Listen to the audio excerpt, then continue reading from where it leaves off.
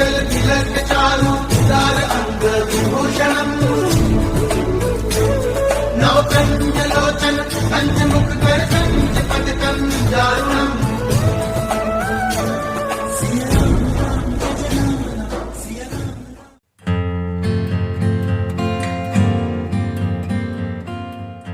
महाराज जी के आज के विशेषांक में रक्षा सूत्र परिवार के सभी सदस्यों का हार्दिक स्वागत है। बाबा जी के भक्तों को राम राम। अपनी योजनाओं में मैं अब तक हजारों जागृत प्राणियों से मिल चुका हूँ। खुले दिल की ग्रहणशीलता मुझे अंतरंगता साझा करने के लिए प्रेरित करती है। महाराज जी उनके बारे में न जाने कौन कौन सी कहानियाँ सुनाया करते थे और फिर भी अब तक केवल उनके बारे में बहुत कम कहानियाँ मुख्य रूप से उनके साथ मेरे व्यक्तिगत अनुभवों से संबंधित छपी हैं। इस स्थिति को सुधारने के लिए ही यह पुस्तक प्रस्तुत की गई है। उनकी मृत्यु के तुरंत बाद मैंने कई पश्चिमी लोगों को प्रोत्साहित किया कहानियों का संग्रह करते हुए पूरे भारत में यात्रा करने की योजना बनाए। वे लगभग 400 उपाख्यान प्राप्त करने में समक्ष थे, लेकिन उस समय उन्हें बहुत कुछ मिला। भारतीय भक्त उनके बारे में बोलने से कतराते हैं। वह हमेशा भय चढ़ाए रहता है।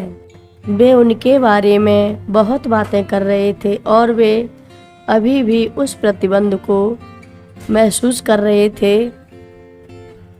1976 में हम में से 2 लोग फिर से भारत में थे और हमें यह जानकर बहुत खुशी हुई कि बहुत से भारतीय भक्त जो निश्चित रूप से इसके बारे में जानते थे, उससे कहीं अधिक व्यापक रूप से और कई वर्षों के दौरान अब हम उनकी कहानियों के खजाने को स्वतंत्र रूप से साझा करने को तैयार थे। पर उस समय हमने 1200 कहानियाँ एकत्र की।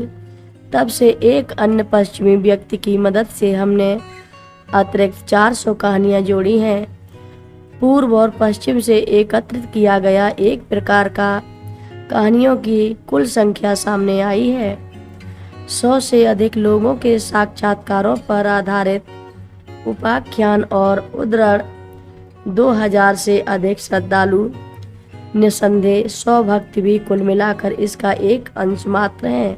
वे हजारों लोग जिन्हें महाराज जी ने अपने जीवन के दौरान छुआ था। प्रत्येक व्यक्ति के पास कुछ अनमोल यादें और पहेली का एक टुकड़ा होता है, लेकिन ऐसा न हो कि हम यादों के ऐसे सागर में डूब जाएं। एक निश्चित बिंदु पर सभा को रोकने और क्या व्यवस्थित करना शुरू करने का मनमाना निर्णय लिया। हमारे पास पहले से ही था। जिन भक्तों की कहानियाँ शामिल हैं वे विभिन्न प्रकार के हैं। सामाजिक और सांस्कृतिक स्थिति महत्वपूर्ण व्यक्तियों से साक्षात्कार एकत्रित किए गए हैं। अधिकारी अपने कार्यालयों में और सफाई कर्मी सड़कों पर।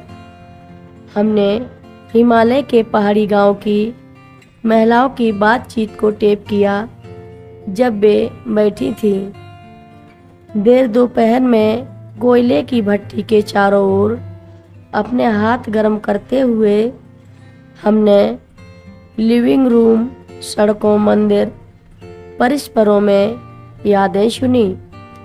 तारों के नीचे कारों, हॉट टबों, हवाई जहाज़ों आदि में आग के आसपास बैठे हुए लंबी सैर पर हिंदू पुजारियों द्वारा कहानियाँ प्रस्तुत की जाती थीं। जैसे वे भूलते थे, उनकी चिलम गांजे की चिलम द्वारा, प्रोफेसरों द्वारा, पुलिस अधिकारियों द्वारा, किसानों द्वारा,